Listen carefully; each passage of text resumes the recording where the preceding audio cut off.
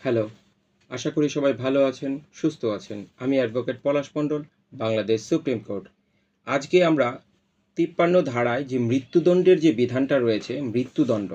এই মৃত্যুদণ্ড দণ্ডবিধিতে ৬ অপরাধের জন্যে মৃত্যুদণ্ডের কথা বলা হয়েছে। প্রথমত রাষ্ট্রদ্রোহিতা, রাষ্ট্রদ্রোহিতা। দ্বিতীয়ত হচ্ছে মৃত্যুদণ্ডে দণ্ডিত হইবার উদ্দেশ্যে মিথ্যা সাক্ষ্য প্রদান। কোনো মামলায় যদি আপনার মৃত্যুদণ্ড হয়, আপনি জানেন সেই মামলায় যদি আপনি মিথ্যা সাক্ষ্য প্রদান করেন, সেই ক্ষেত্রে আপনার মৃত্যুদণ্ড হতে পারে। দ্বিতীয়ত হচ্ছে নরহত্যা, বা আমরা যেটাকে মার্ডার বা খুন বলে থাকি। চতুর্থত হচ্ছে নাবালক কিংবা উন্মাদ ব্যক্তির আত্মহত্যায় সহায়তা করা। পঞ্চমত হচ্ছে যাবজ্জীবন কারাদণ্ডে দণ্ডিত ব্যক্তির নরহত্যা। এই নরহত্যার যদি প্রয়াস করে, একজন ব্যক্তি যাবজ্জীবন কারাদণ্ডে দণ্ডিত হয়েছে, কিন্তু তারপরে বের হয়েও আবার সে কী করলো, অ্যাটেম্প্ট করলো যে সে মার্ডার করবে, তো সেই ক্ষেত্রে তার মৃত্যুদণ্ডের বিধান রয়েছে।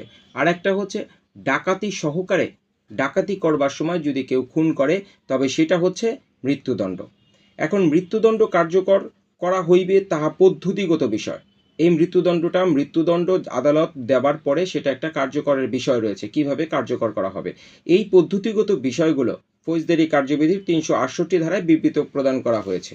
আশা করি ইনফরমেশনটি সবার ভালো লাগলে আমাদের ইউটিউব চ্যানেল এবং ফেসবুক পেজ ভিএন লিগ্যাল কাউন্সিলের সঙ্গে থাকবেন এবং অন্যকে জানার সুযোগ করে দেবেন। ধন্যবাদ।